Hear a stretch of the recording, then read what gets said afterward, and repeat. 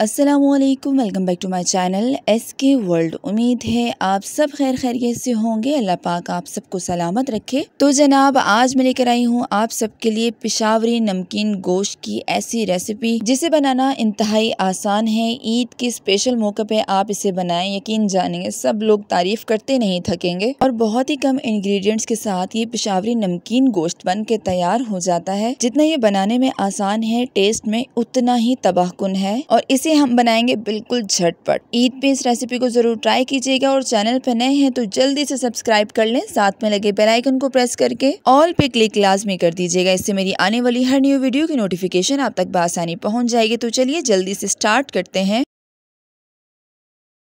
तो जनाब, इसे मैं बना रही हूँ प्रेशर कुकर में। इसमें मैंने शामिल किया है 1 कप के करीब ऑयल, 1 टेबलस्पून लहसुन पेस्ट और साथ ही साथ इसमें शामिल करेंगे अदरक पेस्ट। अब इनको जस्ट सौते करना है, ज्यादा इसको फ्राई नहीं करना। थोड़ी ही देर में इसमें बहुत प्यारी सी खुशबू आने लग जाती है। इतने में हम शामिल करेंगे गोश्त, चाहे बीफ लें चाहे मटन लें। अदरक लहसुन का पेस्ट जब अच्छी तरह से फ्राई हो गया तो मैंने इसमें शामिल किया 2 किलो के करीब गोश्त और यहाँ पर मैंने लिया है बीफ जो कि 2 किलो है। इसे अच्छी तरह से वॉश कर लेना है और वॉश करने के बाद इस प्रेशर कुकर में शामिल करेंगे और अब इसे इसी ऑयल और लहसुन अदरक के पेस्ट में अच्छी तरह से फ्राई करना है। इसे ज्यादा फ्राई नहीं करना, बस इतना ही फ्राई करना है कि इसका जो कलर जो रेड रेड नजर आ रहा है ना, ये सारा व्हाइट हो जाए, इसका कलर चेंज हो जाए। फ्लेम को आप बिल्कुल हाई रखें, झटपट तैयार होगा। और जिस तरह से मैं आपको ये बता रही हूँ ना, यकीन जाने आपकी रेसिपी बिल्कुल फेल नहीं होने वाली। थोड़ी ही देर में मैंने इसे हाई फ्लेम में फ्राई किया, उसका कलर चेंज हो गया। जब इसका कलर चेंज हो जाए तो इसमें हम शामिल करेंगे एक नॉर्मल साइज का प्याज जिसे मैंने रफली कट कर लिया था। लहसुन के जवे 8 से 10 अदद, साथ ही साथ इसमें मैंने शामिल की हैं 4 से 5 अदद हरी मिर्चें। आधा किलो के करीब टमाटर इसके अंदर शामिल करेंगे। यहाँ पर मेरे पास जो टमाटर थे ना, वो फ्रीज हुए हुए थे। इनको मैंने पानी में डाल दिया। जब ये सॉफ्ट हो गए तो मैंने छिलका आराम से रिमूव कर लिया। अगर आपके पास फ्रीज हुए हुए टमाटर नहीं है तो मैं आपको बताऊंगी कि आपको छिलका कहाँ रिमूव करना है, आगे चल के बताऊंगी। 2 टुकड़ों में टमाटर को काट लेना है और साथ में 1 टेबलस्पून उसमें नमक शामिल करेंगे, 1 गिलास पानी और बस प्रेशर कुकर को बंद कर देंगे। 20 से 23 मिनट मुझे लगे हैं इसे पकाने में। मिलते हैं 20 मिनट बाद। तो जनाब, यहाँ पर हो गए हैं पूरे 20 मिनट और 20 मिनट में गोश्त की कंडीशन देखें, बिल्कुल पक गया है। इतने में ही मैं इसमें शामिल कर रही हूँ 1 टेबलस्पून काली मिर्च पाउडर यूज कर सकते हैं। अगर पाउडर नहीं है तो आप काली मिर्च के जो बीज हैं उनको दरदरा सा पीस के इसके अंदर डाल दें। 4-5 हरी मिर्चें खुशबू के लिए इसके अंदर शामिल कर दें।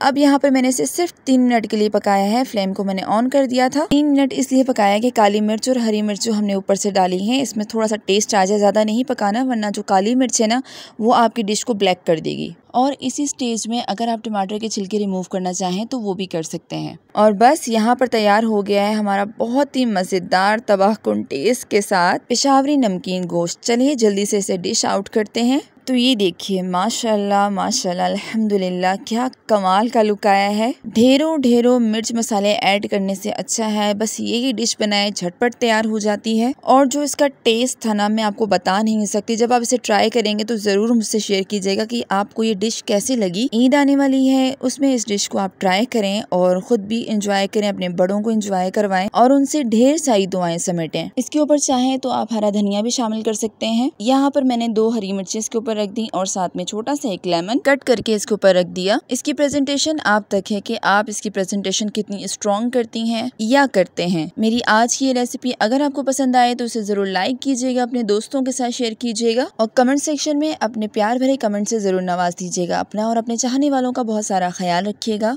मुझे अपनी खास दुआओं में जरूर याद रखिएगा। मिलते हैं नेक्स्ट व्लॉग या नेक्स्ट रेसिपी के साथ। तब तक के लिए अल्लाह हाफिज, फी अमानिल्लाह।